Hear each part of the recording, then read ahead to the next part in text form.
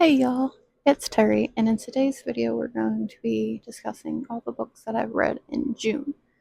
So for this month's reading wrap up, I decided I wanted to do it more as little individual clips. I figured recording reviews shortly after I finished would make it a little bit more digestible and better because I have a brain the size of a walnut and my memory on things is not the best. So what you're going to see in the following is just, short little clips for every single book I've read in June. I also want to apologize in this current clip about any possible noise in the background because the air is on, and then I have audio units for the kids whose air is on. We're in the middle of a heat wave. It's 9 p.m. and it feels like 110 outside in Philly, so it's much needed. I still feel like I'm sweating. It's horrible. Um, so that being said, I hope you enjoy this little format. Let me know. And I also decided to do transition slides between them, but I can't put any audio because YouTube needs me to verify who I am first before I can use thematic, which is the website I found that I seen a lot of people use. But I gotta put the link so I don't get copyrighted. But I need to verify who I am first before I can do the link. So, oh, and apparently my light is flickering. I'm very, very sorry about that. So hopefully you like this format, and you're gonna see me in the exact same fit in a second, because I need to talk about a book that I finished the very, very, very beginning of June that I never filmed a review for because that's before I decided to do it like this.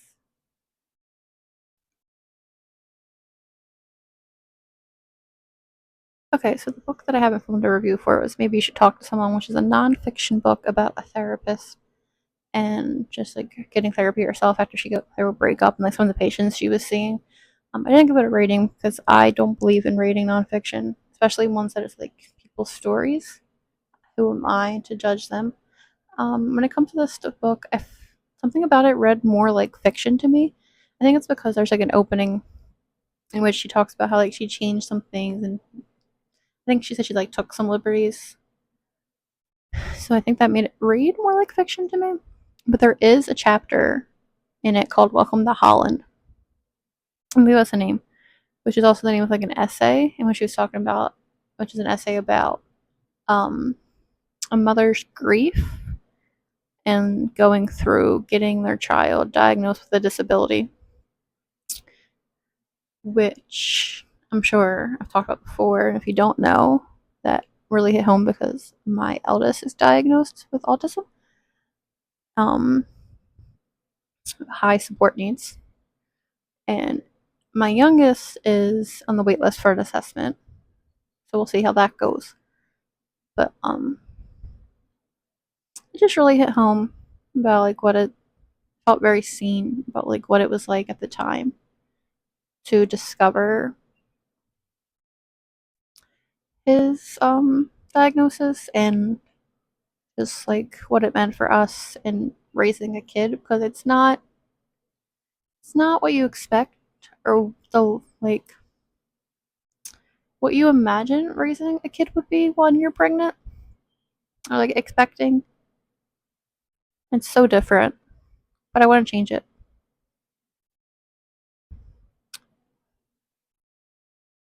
I think I'm gonna cut it off here because I'm trying not to cry. So yeah, I guess that's the very first book I read in June, and now I finally talked about it. So let's cut it back to past Terry. You'll see a bunch of different clips, videos, and stuff. And that's it. Enjoy.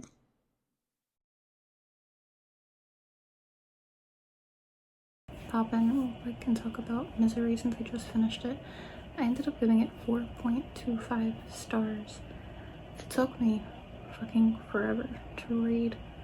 I think I started in February. It's now June. I think it's because I seen the movie first before I ever picked up the book. Because I'm scared reading Stephen King. Because I am a little bitch. Misery wasn't too bad. I actually really enjoyed it. But that first, like, 1/3 dragged. I really liked the writing style and how we got to see part of, like, a book within a book by what he was reading with Misery. I really enjoyed Annie as a character, even though she was, like extremely fucked up. And I really like the ending. So this might be like a little spoiler, I'll pop up right here, spoiler warning. That ended up being like a novel within a novel within a novel type of thing. How like with Annie Chopper, like so was like after he got free and she was alive but she wasn't really alive. And how like that was his traumatization and made himself look better. Things like that. Overall, I highly recommend. And then I think that's all I have to say for this one.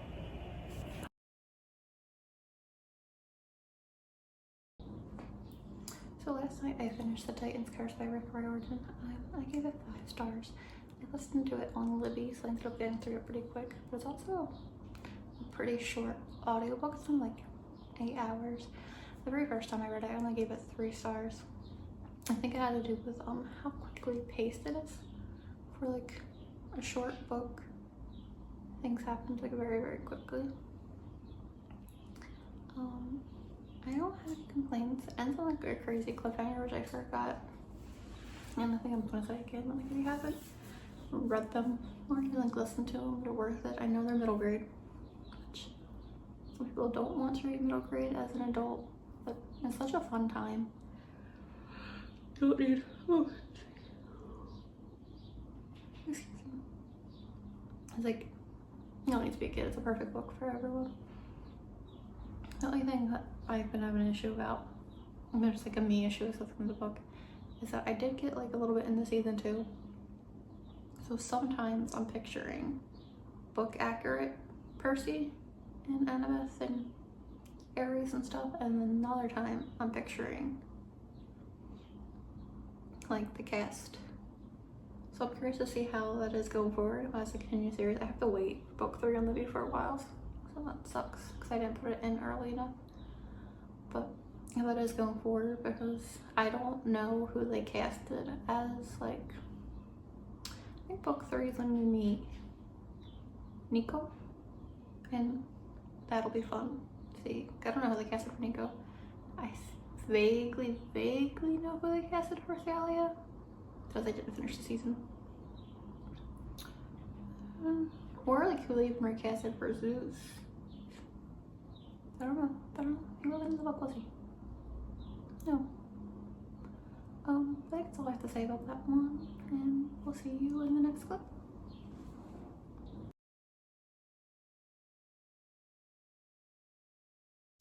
Hey y'all, I just finished Blood Over Bright Haven by M.L. Wang. I'm gonna give this one 4 stars. Nothing wrong with the book. I actually really enjoyed it, and it's definitely gonna be one I recommend a lot. I'm a little bitch when it comes to reading, because it's all kind of like vibes and how I'm feeling, and there's no 5-star vibes on this one. Yes, bubs. The point of filming these in clips is to hopefully avoid this, but what are you gonna do? Anyway, so it's definitely going to be a book that I recommend a lot for its overall message of hope, and just the magic, and the story itself is really good and compelling. I do think some people might have an issue with it because they might think it's like trying. Oh no, Bubby, no. I think it's trying too hard, which I personally don't think is the case. I can see some people thinking that, but not me. I don't know what else more to say besides like the magic is fun and interesting to figure out, but also infuriating along with the politics. But so you're following I'm gonna give you like a quick little rundown of what happens. So you're following Sonia, which is um, a mage, which is what they call like their magic users. And typically, women mages do not make it higher up into um, like the study magic. They're usually set to be teachers because, like in this society, they need to teach, they need to be wise, they need like typical massage. And you stop it. Thank you. Sorry, typical like misogyny and stuff like that. Only meant to be a wife and stuff, but she ends up making it higher up. So she, which I don't feel is a spoiler because I'm pretty sure like the rundown they tell you that is the story of her and Quen. Quen, I pronounce it Quen, who is people from outside this city who escape to it to hopefully, live and try to get a better life. And they deal with, their form of racism and prejudice and stuff like that. And it's just a story of them too. And how they're bringing back hope to try to change things. Which I think is all I can really say. Even that feels a little bit spoilerish, but I know they mention Sonia and Tamil. Also, how I pronounce it, I don't. I tried the audiobook for like a second, but I think she had like a British accent, and I just couldn't understand her at this. I was trying to read and listen, and I couldn't do both at like the pace I wanted to, so we just chalked the audio. But I think that's all I really have to say. I'm definitely gonna be recommending this one a lot as I am right now. That's like a book that I think people should really, really read. When I put it in my ranking for the year so far, I think it's sixth, even though I give it 4 stars because my ratings don't matter in my rankings. It's kind of just like vibes and how I feel. And right now, I think it's number 6 out of the 20 something books I've read so far, even though a couple of them weren't read. It's rereads and stuff. Um, that's all I gotta say. And then I'm going to just put in, like, look, I'm sure you can see that I am now official. I have my crone, and we're learning. So if this and clip, yes, Bubby, is a little too loud or something, I'll pitch it down and no, dang it, I won't have to cover you. A little too loud or anything, I'll pitch it down, and hopefully I figure out this goddamn mic thing. Okay, we'll see you in the next clip when I finish the next book. Bye.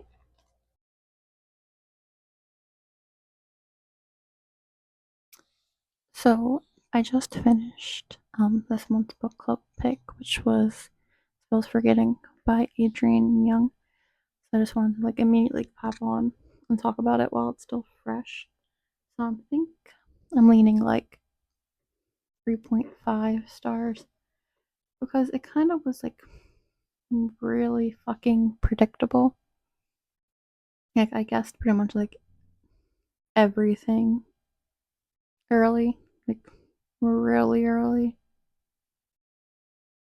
I still had like an okay time with it. I didn't like the way it ended. Like it wasn't labeled as an epilogue, and then it was an epilogue, and then it was just like really quick. Timing that they said past an epilogue didn't make any sense to me. So it's just like, nope, not a fan. Um, the atmosphere was really cool. Like I really liked the whole Magic Island thing, and I just wish they did more with it. I don't know, like, all right, I'm just gonna mark. We're just gonna go spoilers on this one because I feel like I need to talk about why it's on the lower side. Actually, you know what? Actually, it might be more like a 3. Let me talk it out, and by the end, I'll have like a definitive rating that might be lower than 3.5. But, yeah. So spoilers starting now. Right. So I guessed early on, like extremely early on, that Dutch and Lily were a thing. Obvious as fuck, super obvious. Um, also figured out pretty early on that they were kind of like Dutch was clearly in Emery the whole time. The Lily being an August thing, it was what it is. I really didn't fucking care. Um, also guessed really early on that like no one killed her, that she killed herself doing magic. It was ridiculously obvious because of like obviously they left breadcrumbs, but like the breadcrumbs weren't breadcrumbs, they weren't like whole pieces of bread type of shit. So that was easy. Um I wished they kind of got a little bit more messed up with it than they did. Like her Lily's grandma being behind Lily's death, I feel like was a nice thing. Like anything to like get back the salting at the orchard. Always that fucking orchard, like but like is a fucking like that's such a big plot point for some reason. But I was kind of hoping when they said like oh Lily was killed when she was pregnant. Like I was hoping it was some like messed up shit. Like I assumed Dutch and it was Dutch and I was like yeah that makes sense. But I was hoping it was like I don't know like some messed up shit to make it more interesting. Like I was like okay it's probably Dutch. I was like what if it was like Emery's dad? That would have been crazy. Or or what if it was fucking Henry? The fucking old man. Older man? I don't know how old he's supposed to be here. I think he's in like 60s. That would have been gross. Surely fucking gross. But damn white in the mic. Would have been a little bit more interesting. Just in my opinion.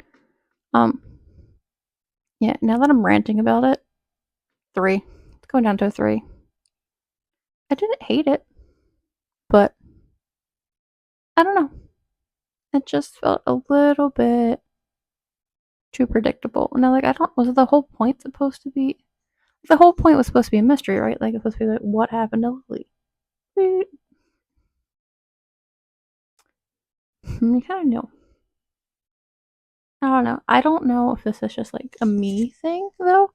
Like, did I just pick up on it because I read a lot of like thriller mysteries? Or is it just because like I notice patterns like that? Is it like just some weird thing with my brain that's just like I pick up on this shit? I don't know. We're just gonna call it there. 3 stars. I would read another book by her. I know she has like other ones by Adrienne Young. But if I read another one and it was kind of obvious like this, I'd be done. I think that's it for this little 5 minutes of this. My bad. Guess I will see you in the next clip if I finish another book this month or yeah, let's wrap it up. Bye.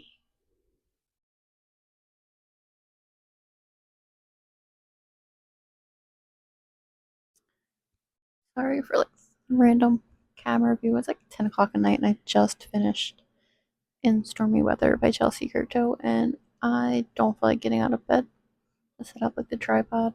So we're just gonna do it like this. Maybe I should move.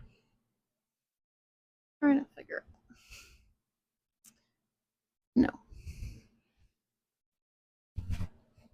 I guess I'll set up to figure out where I can put the book. Anyway, didn't really think about it. I just hopped on and filmed. I think I'm gonna give it 4 stars. Like that's usually what I go to. I liked it. There was a point in the beginning where I didn't think I was going to like it strictly because she made Sebastian into Weather Atom, and that almost completely took me out. I almost didn't be able to do it like the whole oh he does the lyrics and the weather thing, and then I saw that guy on Instagram. It's like no, please no. Um, but I ended up liking it. I think I definitely want to read more from her, like from her backlist. So if you have like any recommendations, I'll take it. It was cute.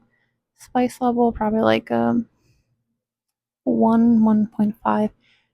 It was like very detailed, but it was extremely generic and like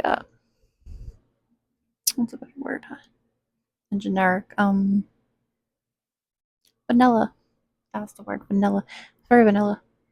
Overall, enjoyed it. Would recommend.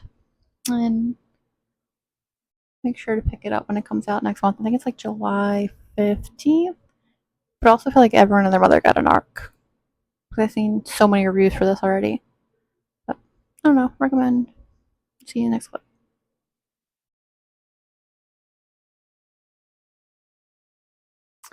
Hey y'all, so I decided to pop in real quick because I just finished Carl's Doomsday Scenario by Matt Denman, which is the second Dungeon Crawler Carl book.